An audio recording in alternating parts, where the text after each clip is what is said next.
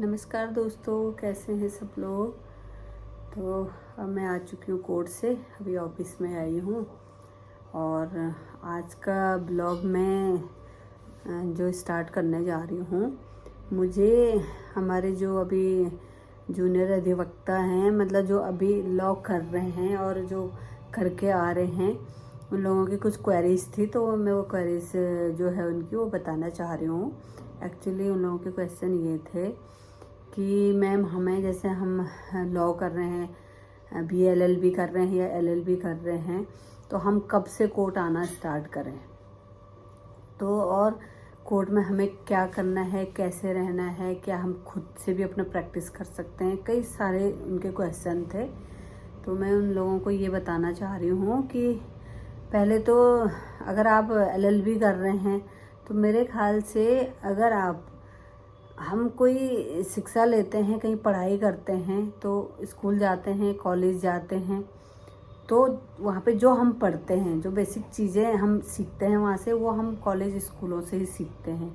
तो अगर हम कॉलेज जाएं प्रॉपर वे में और पढ़ाई करें तो हमें बहुत सारी चीज़ें सीखने को मिलती हैं और पता चलता है।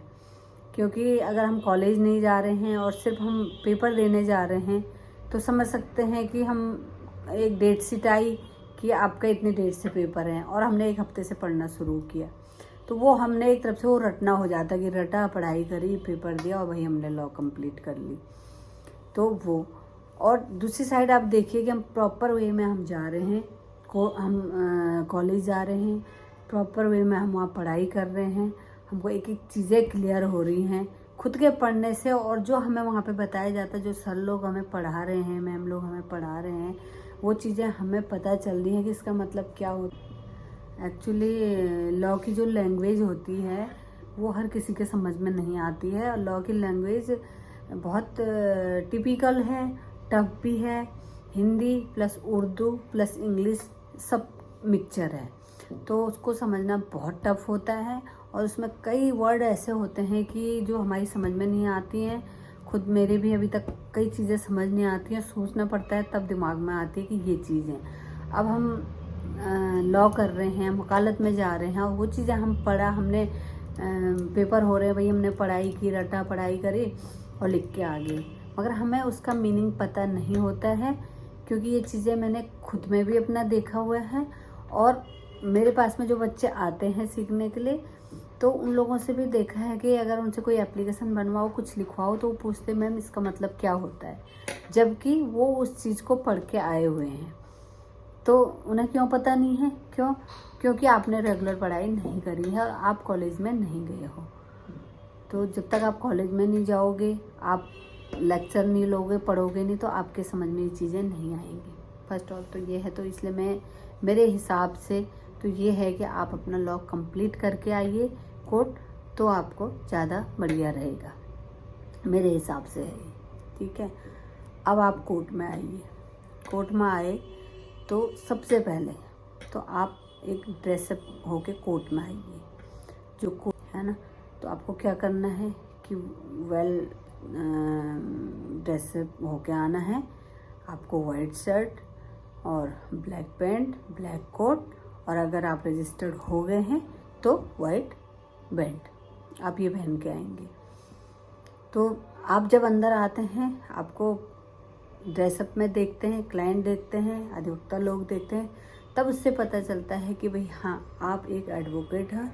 क्योंकि आप कोर्ट के अंदर आए हैं, तो जो सीनियर अधिवक्ता हैं, वहाँ पे जितने भी अधिवक्ता हैं, क्लाइंट हैं, वो लोग आपको नहीं जानते हैं। और आप अगर जीन्स पहन के आ रहे, सिविल ड्रेस में आ रहे हैं, तो किसी को क्या पता, यही लगेगा वो एक क्लाइंट है। तो आप अगर ड्रेसअप होके आओगे तो सबको लगेगा कि आप अधिवक्ता हैं, तो तब पता लगेगा कि हाँ जी आप अधिवक्ता हैं। तो अपना वेल ड्रेसअप होके आइए, ब्लैक पैंट, ब्लैक शू और वाइट शर्ट पहन के आप आएंगे। और अगर गर्ल्स आती हैं तो वाइट, जिनको कुर्ती वगैरह पहनना है तो वाइट कुर्ती, अपना black legging, white legging, coat हो गया और अपना बैंड हो गया। ये तो आपको वेल ड्रेसअप होकर कोर्ट में आना है। आपको अगर अपने को अधिवक्ता दिखना है तो आपको ये चीज़ें करके आना है। उसके बाद एक क्वेरी आपकी ये थी कि क्या हम सेल्फ प्रैक्टिस कर सकते हैं। अब होने को तो सेल्फ इंसान कुछ भी कर सकता है, मगर कहते हैं ना, बिना गुरु ज्ञान नहीं। जब तक आप गुरु के पास नहीं जाओगे आपको कभी ज्ञान नहीं मिल सकता है। तो आपको ये राय है, खासकर मेरी, कि आप अगर प्रैक्टिस में आ रहे हैं तो आप ज़रूर अपना एक गुरु बनाइए और अपने गुरु के पास जाइए, एक चैम्बर ज्वाइन करिए। आप सीनियर के अंडर में जाएंगे तो आपको वहाँ पे सीखने को चीज़ें मिलेंगी, आपको पता चलेगा कोर्ट में क्या होता है क्या नहीं होता। आप कोर्ट में फैमिलियर होंगे, आपको अधिवक्ता बताएंगे, आपके सीनियर अधिवक्ता बताएंगे कि भैया आपको कोर्ट में क्या करना है, कौन सी एप्लीकेशन कैसे बनती है, इसमें ये जो सेक्शन लगा है ये कौन सा सेक्शन है, ये किस चीज़ में लगता है, आपको अगर जमानत प्रार्थना पत्र बनाना है तो कैसे बनाना है, आपको आत्मसमर्पण बनाना है तो कैसे, मतलब जितनी भी लीगल चीज़ें हैं ये सारी चीज़ें आपको बताएंगे आपके सीनियर अधिवक्ता, जिनको आपने चैम्बर ज्वाइन किया है, जिनके साथ में।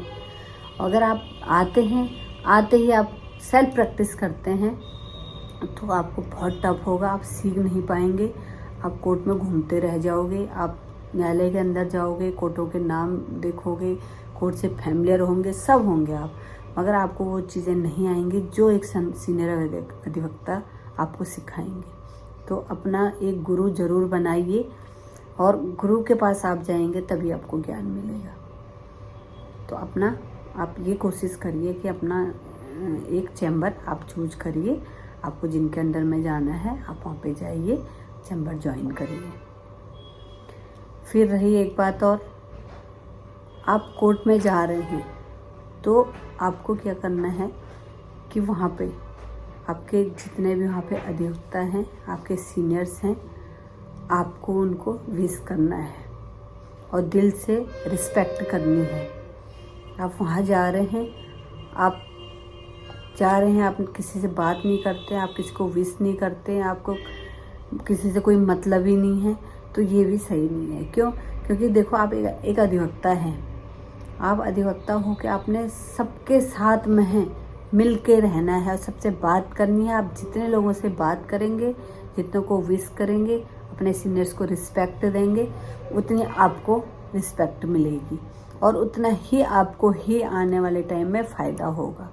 क्योंकि आप कहीं भी फंस सकते हैं, कहीं भी आपको प्रॉब्लम आ सकती है, आपके माने सीनियर नहीं हैं, आपको कोई काम करना है, आप कहीं पे फंस रहे हैं, आपको किसी से कुछ पूछना है, तो जब आपका किसी से कोई परिचय ही नहीं रहेगा, किसी से कोई बात ही नहीं रहेगी, तो आप किसी से कुछ पूछ नहीं सकते हैं, कुछ आप आगे बढ़ नहीं सकते हैं। इसलिए आप सबसे अपना टच बना के रखोगे, सीनियर से अपना बातचीत रखोगे, तो आपको जब भी ज़रूरत पड़ेगी आप किसी से कुछ पूछ सकते हैं। जहाँ आपको प्रॉब्लम हो रही है, कुछ भी काम पूछना है, तो आप उनसे राय ले सकते हैं। तो इसलिए यह है कि वकालत में, क्योंकि वकालत जैसे पेशे में अगर आप एक अकेले अपने चैम्बर को लेकर और अकेले रहते हैं तो फिर आप उसमें वहीं कंजेस्टेड होके वहीं रह जाओगे और आप उभर नहीं पाएंगे। आप जितना फैलना चाहोगे, जितना उभरना चाहोगे, जितना तरक्की करना चाहोगे, तो आप तरक्की तभी कर सकते हैं जबकि आप लोगों से पोलाइट हों, उनसे बात करें, उनकी रिस्पेक्ट करें और उनसे पूछें। आपको कोई इतना आज तक वकालत में आप लोगों ने भी सुना होगा कि वकालत एक ऐसा पेशा और डॉक्टर का एक ऐसा पेशा है कि जिसमें होल लाइफ पढ़ना पड़ता है और इंसान जितना सीखता है तो कभी ये नहीं बोलता कि मुझे सब कुछ आ गया। जिसने बोल दिया कि मुझे सब कुछ आ गया, मैं सब जानता हूँ, तो इसका मतलब वो इंसान वहीं फेल हो गया। ये वकालत में इंसान 100% कभी नहीं होता है, क्योंकि उसको हमेशा पढ़ना है, हमेशा नए अमेंडमेंट होते हैं, हमेशा नए रूलिंग आती है, तो हमें उन्हें पढ़ना पड़ता है। ना कि हमें खुद ही नहीं आ जाती वो चीज़ें, हमें उसको पढ़ना पड़ता है, तब हमें वो चीज़ें आती हैं। कोई अमेंडमेंट होता है तो उसके लिए हमें पढ़ना पड़ता है, कोई रूलिंग आती है तो उसके लिए हम पढ़ना पड़ता है। ये तो है नहीं कि एक बार किताब लिख दी बस उसे ही हम पढ़ रहे हैं। तो ये सारी चीज़ें, इसलिए वकालत की पढ़ाई कभी ख़त्म नहीं होती है। तो अगर जिस इंसान ने जिस दिन ये सोच लिया कि मुझे सब कुछ आता है, तो समझ लो उसका पतन वहीं से शुरू है। मेरे हिसाब से तो यही है। मैं आज भी कहती हूँ कि मुझे कुछ नहीं आता है भाई, जितना अपना लेवल तक का कर रहे हैं, मगर एक टाइम ऐसा आता है कि जब हमें सीनियर्स के पास जाना पड़ता है, उनसे पूछना पड़ता है, और हमेशा सीनियर के कांटेक्ट में रहते हैं। हम अगर अच्छा करते हैं, अच्छा काम कर रहे हैं, बढ़िया कर रहे हैं, उसके बाद भी हम सीनियर के पास जाके पूछते हैं कि इसमें कोई कमी तो नहीं है। यही अपनी काबिलियत होती है। तो आप अगर सीनियर लोगों से बातचीत करोगे, उनसे नॉलेज लोगे, उनके पास बैठोगे, आप कोर्ट में जाएंगे, कोर्ट में जिरह चल रही है, आर्गूमेंट चल रहा है, तो आप लोग खड़े होइए साथ में। कोई ज़रूरी नहीं कि आपके चैम्बर के आपके सीनियर ही हैं, आप उनके साथ में खड़े होंगे, नहीं। कोई भी हैं, कोई भी सीनियर्स हैं हमारे, अगर किसी भी कोर्ट में कोई जिरह हो रही है, कोई बहस हो रही है, कुछ हो रही है, आप वहाँ पे जाइए, खड़े हो जाइए, आप सुने। कोशिश करिए कि डायरी लेके जाएं और उसमें पॉइंट बनाएं। आप देखिए तो कितना फ़ायदा होता है आपको। हमने तो यही किया है, मैंने तो यही किया है। मैंने तो जब अपने सीनियर को ज्वाइन किया था तो हमारे सीनियर ने हमें यही समझाया कि आप कोर्ट में जाइए, आप लंच टाइम में नीचे उतरो, आधे घंटे लंच के बाद आप फिर कोर्ट में जाओ। हमें 4 साढ़े 4 बजे से पहले नीचे नहीं उतरने दिया जाता था। जब हम कहते थे काम हो गया तो वो कहते थे कि काम हो गया, कोई बात नहीं, काम हो गया, आप जाइए सारी कोर्टों में जाओ, जहाँ आर्गूमेंट हो रही है, जहाँ जिरह हो रही है, वहाँ खड़े होके सुनो, डायरी लेके जाओ, नोट्स बनाओ। तो उससे बहुत ज़्यादा फ़ायदा मिलता है। और आज मुझे लगता है कि वो बहुत, जो भी वो बोलते थे ना, हमारी भलाई के लिए बोलते थे, वही चीज़ें आज हमारी काम आ रही हैं। कि हमने जब सीनियर्स के साथ हम वहाँ पे खड़े होकर सुनते थे कि ये कौन सा मामला है, उचक उचक के ऐसे फाइलें देखते थे, कौन सा सेक्शन है और किस थाने का है, और इसमें मुलजिम कौन है, और इसमें अब एफआईआर में क्या क्या लिखा हुआ है, तो एफआईआर में ये लिखा हुआ है, चीफ में ये लिखा हुआ है, बहुत गौर से देखते थे। अब इसमें क्रॉस क्वेश्चनिंग होगी तो कैसे होगी, तो उन क्रॉस जो पूछते थे, क्रॉस क्वेश्चनिंग जो पूछी जाती थी, तो मैं क्या करती थी, उनको अपने डायरी में नोट कर लिया करती थी। तो उन चीज़ों से बहुत कुछ सीखने को मिलता है। तब पता चलती हैं चीज़ें कि हाँ ऐसे क्वेश्चनिंग की जाती है। हमें क्या पता, गवाही बोलना बहुत आसान होता है, एविडेंस है, एविडेंस है भैया, वो एविडेंस है, ठीक है, वो तो चीप है, वो तो गवर्नमेंट लॉयर ने लिखवा दी, चीप है, करवा दी आपकी, मगर आपने अपने जो क्लाइंट है उसको कैसे बचाना है। तो ये चीज़ें सीखने की होती हैं, और ये चैम्बर में बैठ के नहीं सीखी जाती हैं, क्योंकि इन्हें सीखने के लिए हमें कोर्ट में खड़ा रहना पड़ता है। यही हमारी मेहनत है। आपको ये लेके चलना है कि जो मेरा क्लाइंट है ये मेरे पास आया है, बहुत उम्मीद से आया है, और हमने इसकी उम्मीदों पे खरे उतरना है, और इसको हमने अपना 100% देना है। तब जाके लगेगा आपको कि हाँ मैंने अपनी वकालत पूरी की है। अब आपको लगता है ना, क्योंकि जब हम एग्ज़ाम देते हैं, हमें अपना हाई स्कूल और 12th के जब एग्ज़ाम होते थे बोर्ड के, कितना वेट होता था अपने रिजल्ट का, और जिस दिन रिजल्ट आने वाला होता था उस दिन कैसे रात को नींद नहीं आती थी, सुबह दिमाग ख़राब रहता था, हाय पता नहीं क्या होगा क्या होगा क्या होगा।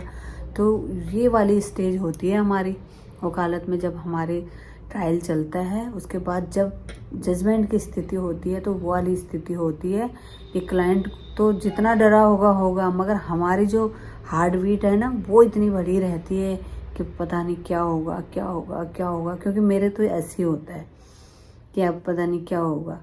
क्योंकि भैया हमने किसी का काम लिया है, और उस बेचारे ने हमसे उम्मीद की है, और हमने उसको उम्मीद दिलाई है, तो हमें अपना 100% देना है। ये नहीं कहना कि नहीं ये मुकदमा ऐसा है, पता नहीं क्या होगा कैसे होगा, अरे इसमें तो हार नहीं है, इसने तो ये कर ही रखा। नहीं, हमने अपना 100% देना, हमने अपनी पूरी मेहनत करनी है। कम से कम हमको ये तसल्ली तो होगी कि हम अपने क्लाइंट के लिए इतने लॉयल रहे, और हमने इतनी मेहनत की, इतनी तसल्ली से हमने काम किया है, और अगर उसमें सज़ा पड़ भी जाती है तो हमें इतना दुख नहीं होगा। क्योंकि हम दिल से ये बोलेंगे कि हमने बहुत मेहनत करी है, और मेहनत करने के बाद अब हमें अगर कामयाबी नहीं मिली है, तो उसमें यह है कि अंदर ही अंदर एक थोड़ा सा हमें संतुष्टि भी होती है कि नहीं हमने मेहनत की है। और अगर हम मेहनत नहीं करेंगे तो हम हवा में उड़ाएंगे।